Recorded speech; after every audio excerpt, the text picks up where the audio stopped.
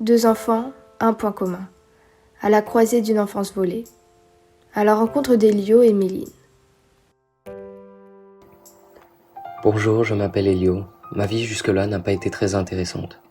Je suis un garçon comme les autres, qui se lève le matin pour aller au collège. Je vis dans un petit village près de la banlieue parisienne. Avant de vivre ici, nous vivions près de Metz, mais nous avons déménagé.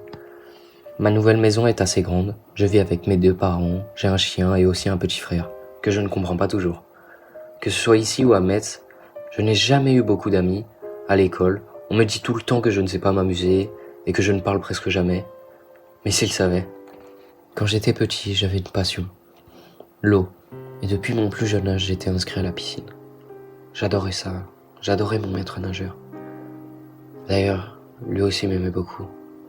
Il était un peu plus jeune que mes parents. Il portait toujours un bonnet bleu assorti à son short de bain. Un jour, il a enlevé son short de bain devant moi et il m'a dit « Entre hommes, ça se fait.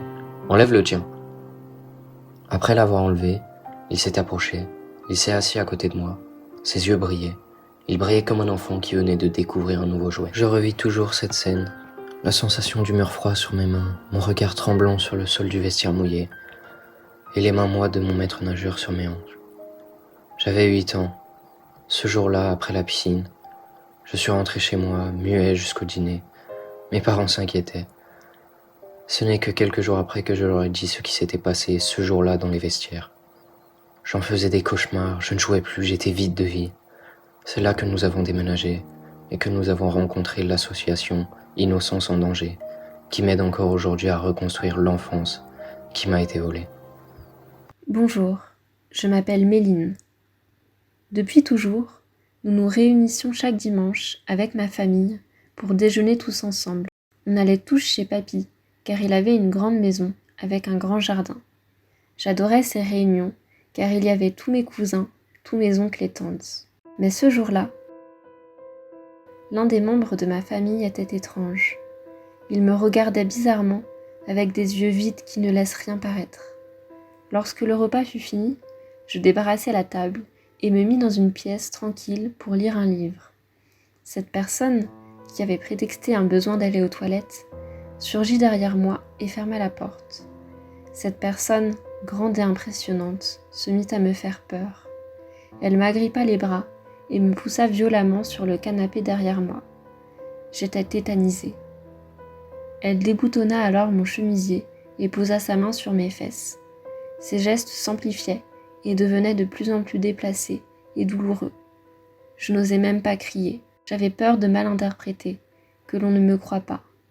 Quand cet individu finit par me lâcher, il se rhabilla et passa sa main sur mes joues et mes lèvres, avec ce même regard suffisant qui me répugna. Je remis mon chemisier en place et rajusta mon pantalon, pétrifié. Je ne bougeais plus. J'essayais alors d'attraper mon livre. Je n'arrivais ni à le lire, ni à penser. Je n'en revenais pas de ce qu'il venait de se passer. Les réunions familiales du dimanche se poursuivirent. Cette personne était donc toujours présente. Malgré mes efforts pour l'éviter, il m'arrivait de croiser son regard, toujours aussi menaçant et effrayant. Il me suivait partout, où que j'aille. Personne ne comprenait. Personne ne voyait ce qu'il se passait. Ce qui pouvait passer pour de l'affection, aux yeux de ma famille, était une torture psychologique et physique que je subissais, et ce, pendant plus d'1 an. Un jour, j'ai compris que je devais m'en sortir. J'ai eu le courage d'en parler à mes parents, qui ont fait appel à Innocence en danger pour un soutien, une aide et assistance juridique. Nous avons alors eu connaissance des séjours de résilience qui étaient organisés chaque année pour les victimes de violences comme moi. Depuis 3 ans, nous sommes en procédure face à cet homme qui a fait d'autres nombreuses victimes, et grâce à l'association, qui est à mes côtés grâce aux ateliers thérapeutiques, je peux me reconstruire. Aujourd'hui, j'ai 17 ans, et je commence peu à peu à aller mieux. Ces deux enfants ne se connaissent pas, et pourtant, ils ont un triste point en commun. Tous deux ont été victimes de violences durant leur enfance. Qu'elles soient physiques, psychologiques, sexuelles, extrafamiliales ou intrafamiliales exercées par un homme ou une femme plus ou moins proche de nous, la violence infantile est un lourd fardeau qui entrave l'évolution vers la vie adulte, car une partie de notre enfance a été volée, a été détruite. Là est le but de l'association Innocence en danger, qui aide à la reconstruction de l'enfance pour mieux appréhender le futur. Les enfants comme Elio et Méline sont suivis par les aires thérapeutes de l'association. Seulement, pendant le confinement, il est difficile de continuer les séances qui sont primordiales pour ces enfants. Alors l'association a mis en place le projet « Retrouver la joie de vivre à travers les arts créatifs ». Ces séances d'art-thérapie en visio seront programmées pour les enfants dont les dossiers sont suivis juridiquement par l'association. Chaque famille se connectera selon un planning défini avec leur art thérapeute pour une séance de thérapie à travers les arts créatifs. Ces séances leur permettront d'exprimer leur liberté, de les faire rire et de leur redonner de la joie de vivre.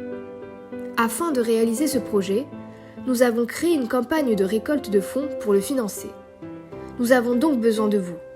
Nous comptons sur vous. Les enfants comptent sur vous.